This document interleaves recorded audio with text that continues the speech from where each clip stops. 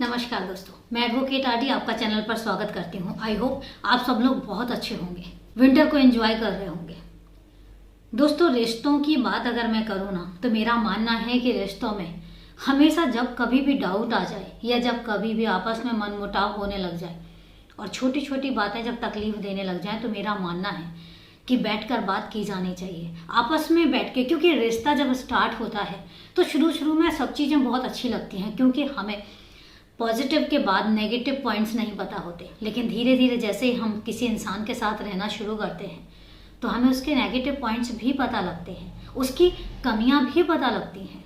अच्छाइयाँ तो हम पहले से जानते हैं, हमें छोटी छोटी चीज़ जो है वो अच्छी लगनी शुरू हो जाती है, लेकिन कमियां भी पता चलती हैं। और जब कमियां पता लगने लग जाएं उस समय पर उस इंसान को एक्सेप्ट करना चाहिए उसकी कमियों के साथ, क्योंकि हर इंसान में कमियां होती हैं, परफेक्ट कोई भी नहीं होता।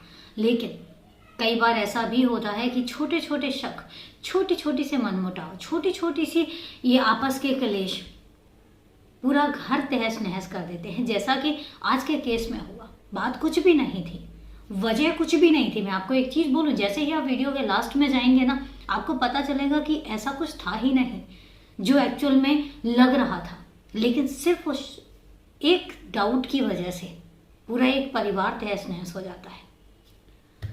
तो चले दोस्तों, समय ना लेते हुए वारदात शुरू करते हैं। लेकिन वारदात शुरू कर उससे पहले यही कहना चाहूंगी कि अगर आप अपने इस परिवार में पहली बार चैनल को वॉच कर रहे हैं या अभी तक आपने चैनल को सब्सक्राइब नहीं किया है तो चैनल को सब्सक्राइब जरूर कर लीजिए और इसके साथ ही बेल आइकन जरूर प्रेस कीजिएगा फर्दर नोटिफिकेशन के लिए। और इसके साथ ही अगर आपकी वारदात के बारे में कोई भी राय है तो कमेंट बॉक्स में जाके कमेंट करके जरूर बताइएगा। तो चलो दोस्तों, शुरू करते हैं आज की वारदात। आज की वारदात है 2 जून 2023 की।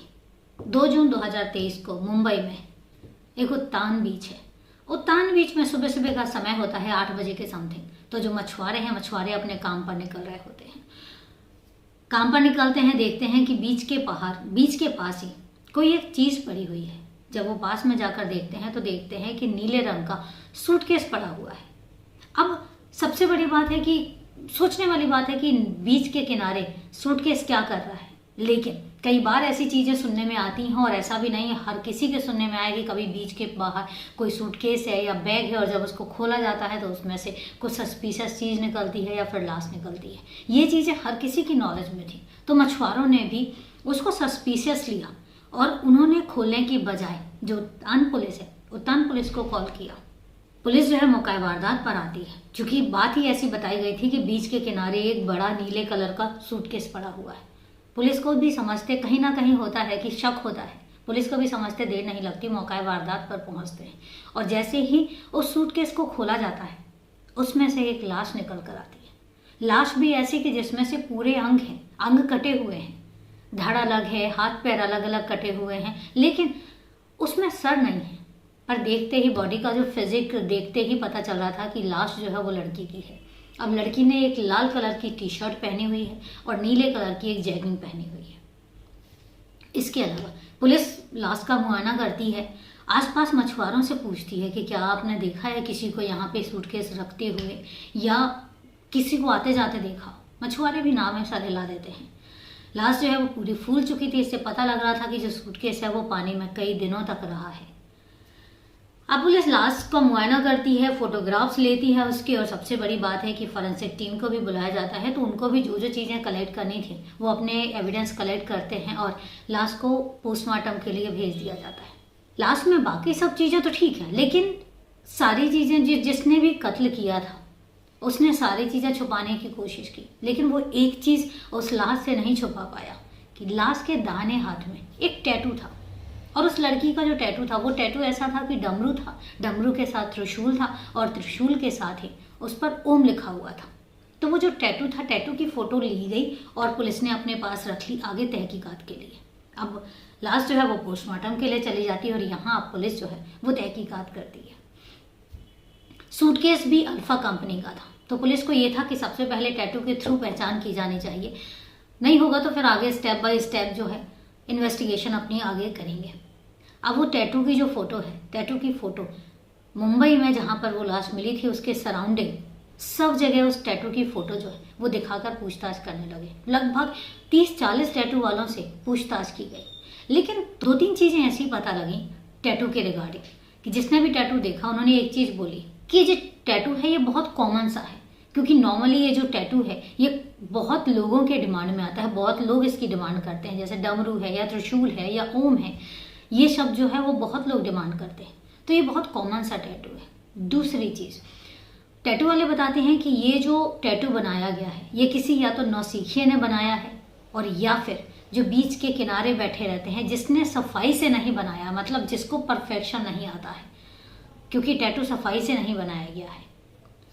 जब ये चीज़ पुलिस सुनती है तो अब वो क्या करते हैं, वो बीच के किनारे इस तरीके से ढूंढना शुरू करते हैं, टैटू वालों को ढूंढना शुरू करते हैं ताकि ये तो पता लगे कि आखिर ये टैटू बनाया किसने। लगभग 40 टैटू वालों को ढूंढा जाता है, उनसे बात की जाती है, तब जाके एक टैटू वाला जो है जब वो फोटो देखता है तो कहता है हाँ ये टैटू मैंने बनाया है। और जब उससे पूछा जाता है कि आखिर ये फोटो पूरे उसके 2-3 फोटोग्राफ्स दिखाए जाते हैं तो वो कहता है कि हाँ ये टैटू मैंने बनाया है और ये टैटू जो है वो अंजलि नाम की लड़की के हाथ में मैंने बनाया था। अब पुलिस कहती है कि तुम दिन में इतने टैटू बनाते हो लेकिन तुम्हें कैसे पता कि ये टैटू तुमने अंजलि के हाथ में बनाया था। तो कहता है कि मैं टैटू बनाता हूँ, मुझे पता है कि मैं दिन में बहुत सारे टैटू बनाता हूँ, लेकिन एक परफेक्ट जो इस टाइप का डिमांड आए कि मतलब त्रिशूल भी होना चाहिए, डमरू भी होना चाहिए, ओम भी लिखा होना चाहिए, ये एक ही डिमांड आई थी और ये अंजलि नाम की लड़की। अब मुझे इसलिए याद है क्योंकि इस लड़की ने मुझे पैसे जो हैं वो एक साथ नहीं दिए थे, किस्तों में पैसे दिए थे, इसलिए मुझे याद है, क्योंकि उसके बाद उसने मुझे अपना नंबर भी दिया था और उस नंबर से मेरी काफ़ी बार बात भी हुई है, तो इसलिए मुझे पता है कि ये अंजलि नाम की लड़की है, नया गांव में रहती है और इसकी उम्र लगभग 23 साल के समथिंग है, जो कि पुलिस ने पहले ही अनुमान लगाया था। जब लाश देखी थी तो अनुमान यही लगाया था कि इस लड़की की उम्र जो है वो लगभग 25 साल के समथिंग होनी चाहिए, 1-2 साल कम या 1-2 साल ज़्यादा। अब पुलिस को जब ये चीज़ पता लग जाती है कि ये जो अंजलि नाम की लड़की है, पहली बात तो नाम पता लग जाता है, दूसरी बात ये भी पता लग जाता है कि ये नया गाँव के में रहने वाली है। अब पुलिस जो है उस फोटो को ले जाकर नया गांव में तलाश शुरू करती है। सिर्फ एक एड्रेस नहीं मिलता, जब नया गांव में तलाश किया जाता है, क्योंकि छोटा एरिया नहीं है, काफ़ी मशक्क़त के बाद अंजलि का पता मिलता है। चूँकि वो टैटू वाला जो है वो नंबर भी देता है अंजलि का, लेकिन जब नंबर पे फ़ोन किया जाता है तो नंबर स्विच हो जाता है। अब उसके बाद उस एड्रेस का पता चलता है और इस एड्रेस पर जब पुलिस जाती है तो उस घर में ताला लगा होता है, जो कि पुलिस को एक्सपेक्टेड था कि जब टैटू वाले ने बताया है कि ये जो लाश है ये अंजलि की है, तो उसके बाद एक्सपेक्टेड था कि उसके घर पे ताला लगा होगा। अब पुलिस आसपास वालों से पूछती है तो आसपास वाले फिर एक बात बताते हैं कि हाँ ये जो टैटू है ये अंजलि का ही है और अंजलि यहीं पर ही रहती थी, लगभग 3 साल से यहाँ पर रह रही है और अंजलि जो है वो नेपाल की रहने वाली है और ये शादीशुदा है। इसकी शादी बिहार के एक लड़के मिंटू सिंह के साथ हुई थी और इसका एक 14 महीने का लड़का भी है। लेकिन बहुत दिन हो गए हैं, हमने मिंटू सिंह को भी नहीं देखा है। जब पुलिस को ये चीज़ पता लगती है फिर पुलिस मिंटू सिंह का नंबर लेती है। आस पड़ोस वाले, नॉर्मल सी बात है कि आस पड़ोस में एक दूसरे का नंबर होता है, तो मिंटू सिंह का नंबर मिल जाता है। जब पुलिस के पास मिंटू सिंह का नंबर आता है तो फिर पुलिस उस मिंटू सिंह के नंबर पर फ़ोन करती है, लेकिन फ़ोन स्विच ऑफ जाता है। अब पुलिस जो है वो आसपास के जो CCTV कैमराज हैं और वो फ़ोन की जो लोकेशन है उनको ट्रेस कर रही थी, तो एक चीज़ देखती है कि मिंटू सिंह का बीच बीच में फ़ोन जो है वो स्विच ऑन भी होता है, उसके बाद स्विच ऑफ हो जाता है। अब पुलिस जो है वो उस नंबर को सर्विलांस में डाल देती है और इसके बाद एक दिन अचानक ही नंबर जो है वो स्विच ऑन होता है, लोकेशन पता लगती है दादर। अब पुलिस फटाफट दादर जाती है और मिंटू सिंह को रेलवे स्टेशन से गिरफ्तार करती है। गिरफ्तार करके पुलिस उत्तान पुलिस स्टेशन लेकर आती है। अब जब लेकर आती है तो उसके बाद मिंटू सिंह से पूछताछ करती है, तो मिंटू सिंह शुरुआत में कहता है कि सर मुझे नहीं पता कि अंजलि कहाँ है, क्योंकि अंजलि मुझे जब मैं ऑफिस में था, ऑफिस से जब मैं घर आया तो पता चला कि अंजलि जो है वो अंजलि घर पर ही नहीं है। मैं एक सिक्योरिटी गार्ड की नौकरी करता हूँ, तो मेरी जो नौकरी है वो 12-12 घंटे की होती है। अंजलि घर पर नहीं थी, तो इसके बाद मैं भी घर छोड़कर वहाँ से चला गया, तो मुझे नहीं पता कि अंजलि कहाँ है। लेकिन हाँ इतना ज़रूर कहूँगा कि मुझे शक है कि अंजलि का मेरे अलावा अंजलि का गैर मर्दों से भी रिश्ता है, और इस करके हो सकता है, मैंने भी यही चीज़ सोची कि हो सकता है वो किसी के साथ चली गई हो। जब पुलिस ये सुनती है तो पुलिस कहती है कि जब तुम्हें ये शक था कि उसके और मर्दों के साथ भी रिश्ते हैं, तो ये भी हो सकता है कि तुमने ही उसको मार दिया हो इसी शक के दौरान। जब ये चीज़ पुलिस सवाल करती है तो मिंटू सिंह को एक्सपेक्टेड ही नहीं था कि पुलिस ये सवाल भी कर सकती है। वो हक्का बक्का रह जाता है और ज़्यादा मशक्कत नहीं करनी पड़ती और फिर वो अपना जुर्म कबूल कर लेता है और कहता है कि हाँ, अंजलि को मैंने ही मारा है। अब पुलिस इत्मीनान से पूछती है तो बताता है कि मैं सीतामढ़ी गांव बिहार में जो है वहाँ का रहने वाला हूँ, और जो सीतामढ़ी गांव है ये नेपाल बॉर्डर में लगता है। और इसके बाद मेरी अंजलि से मुलाकात होती है, अंजलि से शादी हो जाती है। और इसके बाद मैं चूँकि मुंबई में ही जॉब करता था तो अंजलि भी मेरे साथ आ जाती है। मेरे साथ आने के बाद अंजलि जो है, शुरू शुरू में सब ठीक चलता है, एक हमारा बेटा भी होता है। और इसके बाद लेकिन अंजलि के हाव भाव बदलने लग गए थे और मुझे ये शक था कि अंजलि का मेरे अलावा कुछ और लोगों के साथ भी अफेयर है। मेरे पीठ पीछे से, मैं चूँकि 12 घंटे की मेरी सिक्योरिटी की नौकरी होती है तो मैं 12 घंटे के लिए जॉब पर जाता हूँ, तो मुझे ऐसा लगता है कि अंजलि मेरे अलावा कुछ और मर्दों से भी मिलती होगी। और मैं सच बताऊं तो जब उसने ये टैटू बनवाया था तो मैं इस टैटू बनवाने के खिलाफ था। और सबसे बड़ी बात है कि जब उसने मुझे बताया था कि वो किस्तों में पैसे देगी और इसके चलते वो टैटू वाले से चैटिंग भी किया करती थी, मुझे ये चीज़ भी पसंद नहीं थी। वो सोशल मीडिया पर अपनी फ़ोटो अपलोड करती थी, मुझे ये भी उसका पसंद नहीं था। मुझे शक था कि वो मेरे अलावा भी बहुत सारे लोगों के साथ मिलती है, लोगों के साथ उसके रिश्ते हैं। तो पुलिस कहती है कि चलो ये चीज़ तो समझ में आती है, लेकिन तुमने उसको मारा क्यों? तब वो फिर बताता है कि 24 मई 2023 को मैं नौकरी से वापस आया तो मैं देखा कि अंजलि का मूड अपसेट है। मैंने उससे पूछा कि तुम्हारा मूड ऑफ क्यों है, तो वो बताने की बजाय उल्टा मुझ पर ही भड़क पड़ी। और इसके बाद मैंने उससे कहा कि तुम्हारा तो हमेशा का काम ही यही है और हमेशा तुम मुंह फुलाकर रहती हो, जैसे ही मैं घर में एंटर होता हूँ तुम्हारा जो है वो मूड ऑफ हो जाता है, तुम मुझसे कभी ढंग से बात ही नहीं करती। इस तरीके से हमारी लड़ाई शुरू होती है और इसके बाद मैं उससे कहता हूँ कि हाँ, तुम्हारे मेरे अलावा और लोगों के साथ भी संबंध है, तभी तो तुम बाकी सबके साथ खुश रहती हो, सिर्फ मेरे साथ ही तुम अपसेट रहती हो। मिंटू सिंह बताता है कि अंजलि जो है वो भड़क पड़ी और हमारे बीच में लड़ाई हो गई। जब हमारे बीच में लड़ाई इस हद तक हो गई तो लड़ाई जो है वो बहुत हद तक बढ़ गई। तो इसके बाद मैंने उसका गला पकड़ा और उसका गला दबा दिया और उसकी मौत हो गई। जब उसकी मौत हो गई तब मुझे लगा कि ये मैंने क्या कर दिया। अब इसके बाद मुझे समझ ही नहीं आ रहा था कि मैं क्या करूं। तो फिर मैंने अपने बड़े भाई चुनचुन सिंह को बुलाया, जो कि मुंबई में ही जॉब करते हैं। वो आए और उन्होंने मुझसे कहा कि तुमने क्या कर दिया।